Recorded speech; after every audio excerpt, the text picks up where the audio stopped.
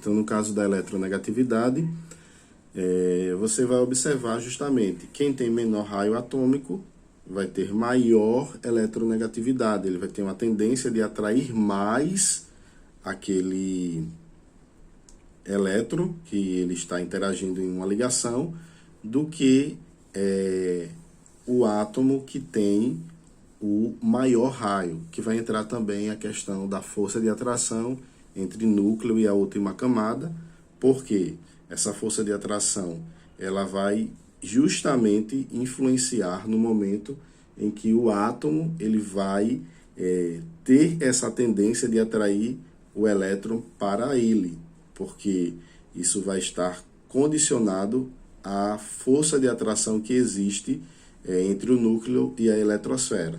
Então, a força de atração vai ser sempre maior para os átomos de menor raio e o outro de maior raio vai perder esse elétron, tá? Então, essa tabela periódica, ela mostra a escala de eletronegatividade. Podemos citar alguns exemplos. Por exemplo, o boro e o flúor. O flúor tem eletronegatividade maior, número 4, enquanto o boro tem eletronegatividade 2. Então, quem tem a maior eletronegatividade é o flúor. Então, é ele que vai atrair o elétron para si. Vejam que os metais da família 1A e família 2A são metais, são elementos que apresentam eletronegatividade baixa comparando com os não metais. Por isso que em uma ligação química de característica iônica, os metais... Então, isso justifica porque que os metais sempre tendem a perder elétrons para os não metais, porque eles apresentam aí uma escala de eletronegatividade sempre menor que os não metais, tá? E aqui nós temos agora a eletropositividade ou o caráter metálico. A questão da eletropositividade, ela está muito ligada à parte dos metais diretamente, principalmente quando a gente faz uma comparação da interação entre metal e não metal. Então, os metais, por ter tendência de perder elétrons, eles são mais eletropositivos. Mas vamos ver o que é que diz a definição. Eletropositividade de um elemento mede sua tendência de perder elétrons em uma ligação química, estando relacionada ao caráter metálico. Como vimos em módulos anteriores, os metais têm tendência de perder elétrons, enquanto os não metais, de fato, eles têm tendência de ganhar. Quanto maior a facilidade de o átomo perder elétrons, maior sua eletropositividade e mais acentuado o seu caráter metálico. Então, isso fica claro na própria escala de eletronegatividade. Então, os metais têm tendência de perder esse elétron porque eles são elementos que apresentam eletronegatividade baixa. Já os não metais são elementos de tendência a receber, porque eles apresentam eletronegatividade alta, então eles vão ter um caráter eletronegativo, enquanto os metais vai apresentar um caráter eletropositivo. Então isso fica claro, tá bom? Então essa capacidade que os metais apresentam de perder elétrons é inerente a justamente algumas características, como eles vão apresentar um raio maior, eles vão ter uma energia de ionização menor, eles vão ter uma baixa eletronegatividade. Então, os elementos que apresentam maior raio, que apresentam energia de ionização baixa, que apresentam eletronegatividade baixa, que apresentam menor afinidade eletrônica, ele vai ser um elemento com uma característica muito forte de ser eletropositivo, porque enquanto um átomo ele tem menor energia de ionização, significa que ele tem um raio maior. O outro que está interagindo com ele, automaticamente vai ter uma maior energia de ionização por ter um raio menor. E aí sabemos que há uma atração maior para os de menor raio e uma atração menor para os de maior raio. Então é mais fácil o de menor atração da última camada com o núcleo perder elétrons do que o de menor raio ter uma atração menor. Ele vai ter uma atração maior.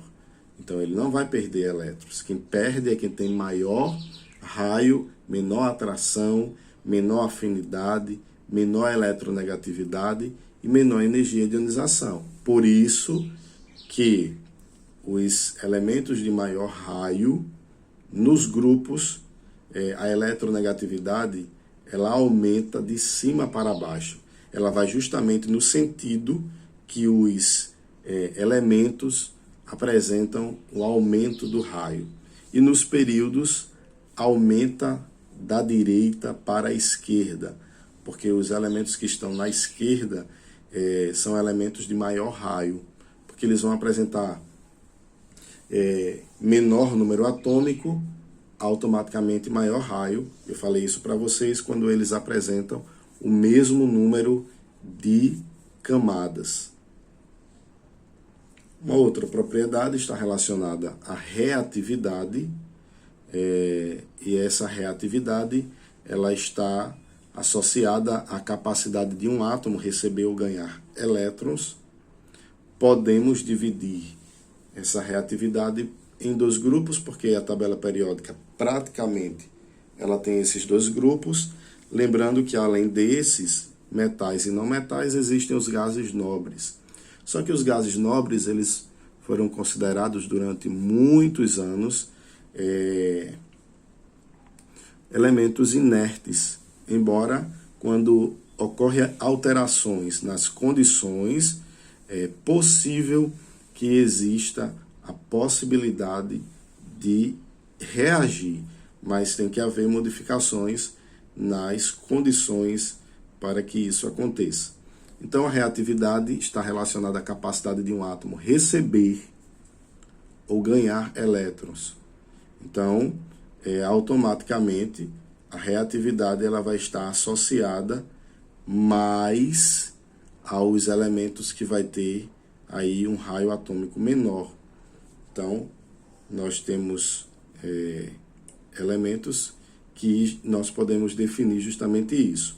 A reatividade química dos metais, ela vai ser organizada levando em consideração aí alguns elementos, e incluindo o hidrogênio. Se você observar a fila de reatividade química dos metais, começa com o frâncio, césio, rubídio, potássio, bário, estrôncio, cálcio, sódio, magnésio, berílio, alumínio, zinco, cromo, ferro, cádmio, cobre, níquel, chumbo. Chega o hidrogênio e depois vem outro grupo de metais que estão também ligados aí à questão da reatividade.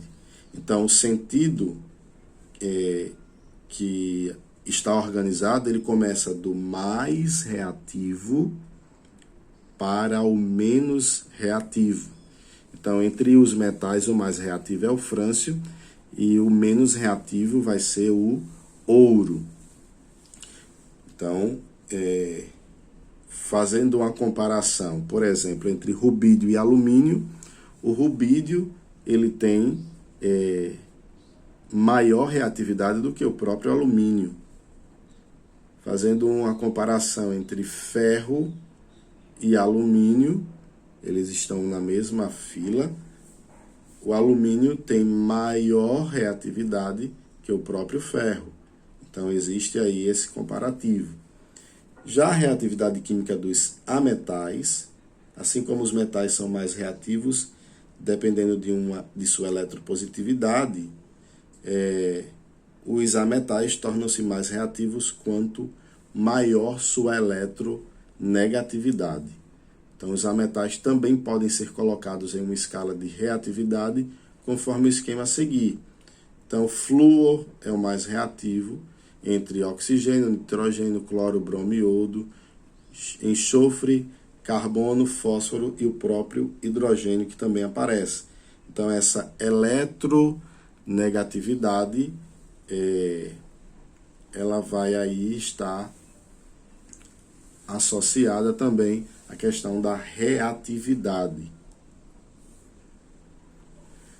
E aí a reatividade química ela aumenta de cima para baixo e nos períodos ela aumenta da esquerda para a direita. Então, nos grupos de cima para baixo, por isso que o frâncio ele vai estar lá na família 1A, ele vai estar como o mais reativo. E nos períodos, ele vai aumentar da esquerda para a direita. Por isso que lá vai estar o flúor como o elemento que vai ter aí maior reatividade. Então, da esquerda para a direita, de baixo para cima, para os ametais, de cima para baixo, da direita para a esquerda, os metais. E aí você pode localizar na tabela periódica a posição dos elementos e perceber aí a sua reatividade, tá? Então, galera, finalizamos aqui essa parte de propriedades periódicas 2, faltando ainda algumas propriedades que estaremos abordando nas nossas aulas seguintes. Então, espero que vocês aproveitem as explicações e qualquer dúvida tragam para as nossas aulas. Um forte abraço.